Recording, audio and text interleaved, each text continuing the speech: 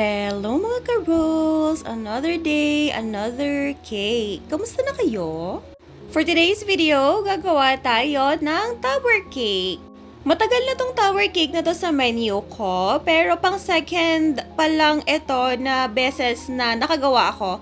Yung first time na nakagawa ako ng tower cake is nung 60th birthday ng mami ko. And then ito nga is order sa atin para sa 18th birthday ng kanyang anak. Sobrang excited ko ng mga time na ginagawa ko ito dahil sobrang tagal ko na din kasing pinagpe-pray na sana may magpagawa sa akin ng tower cake. Kasi hindi siya gano'n ka-popular dito sa Pilipinas pero popular to sa ibang bansa, lalo na sa Amerika. Marami akong fina-follow na American bakers. Nakikita ko na halos ganito yung mga ginagawa nila. Napakaganda kasi talaga niyan tingnan. Since mataas yung cake, marami kang pwedeng ilagay na design and details sa may bandang gitna niya. Kaya napakaganda talaga niya para sa akin.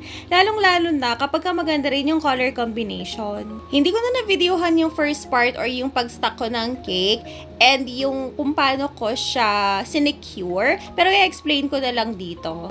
Supposed to be, kapag ganito nakatatangkad yung mga one-tier cakes natin, dapat naka-double barrel na siya. Meaning, dapat merong cake board ito sa gitna. Ang kaso kasi nakalimutan kong bumili ng cake board na same size nung cake natin. And wala rin akong option para makagawa ng DIY. Pero since malapit lang naman ito, yung venue ng customer natin sa mismong bahay natin, kaya sinecure ko na lang siya using dowels. Bali, mahahabang barbecue sticks ang meron yan sa loob na tagos hanggang pinakailalim ng cake board. So, para siyang nakapako. Para hindi gumalaw yung cake natin. Lalo na matangkad ito and manipis lang siya. 4x8 pala ito. So, sa loob niya is meron siyang 8 layers. And kung hindi natin ito lalagyan ng dowel sa loob, gagalaw itong cake na ito sa biyahe and merong tendency na humulas or bumagsak yung mga upper part or maghiwa-hiwalay sila. Kahit na hindi ganoon ka-liquidy yung filling ng cake natin. Kasi nga mataas siya and manipis lang yung diameter niya. And aside from that, pwede siyang mag-slide sa ibaba ng cake board. Lalo-lalo na soft icing lang ang gamit natin. Kaya aside sa liquid glucose talaga, ang ginagawa ko na talaga ngayon is meron palaging dowel or barbecue stick sa loob na nakatusok sa cake drum natin para kahit anong mangyari, hindi siya dudulas.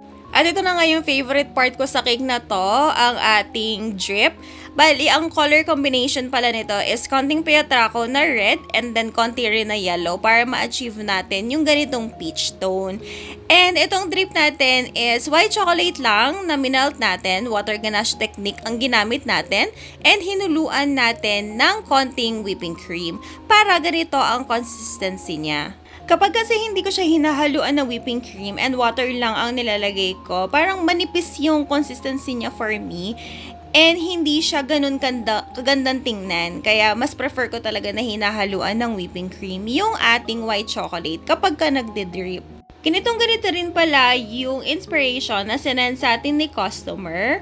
Although meron lang tayong mga inalter based dun sa request niya. And nagpalagay din siya ng gold dedication topper. And ang flavor ng cake na ito is red velvet with cream cheese filling. And kung gusto niyo rin malaman kung anong size ng cake board or cake drum natin, size 10 yan or 10 inches.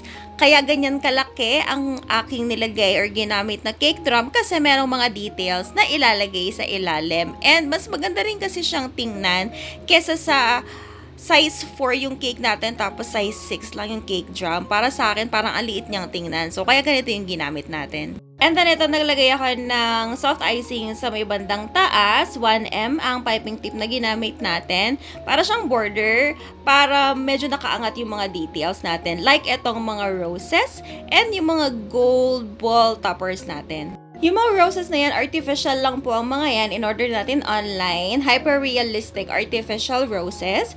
And then, yung mga macarons, fondant lang po yan. Ako po mismo ang gumawa ng mga fondant macarons natin since nung in-offer natin kay customer kung gusto ba niya ng real macarons and sinabi natin yung price, medyo pricey siya. Kaya mas pinili na lang ni customer na fondant macarons na lang daw. And wala akong molder ng macarons na ganyan kalaki yung size. So, mano-mano ko siya talagang ginawa. And then, meron mga white, parang white pearls na details dito sa baba. Icing na lang din ang nilagay ko dyan.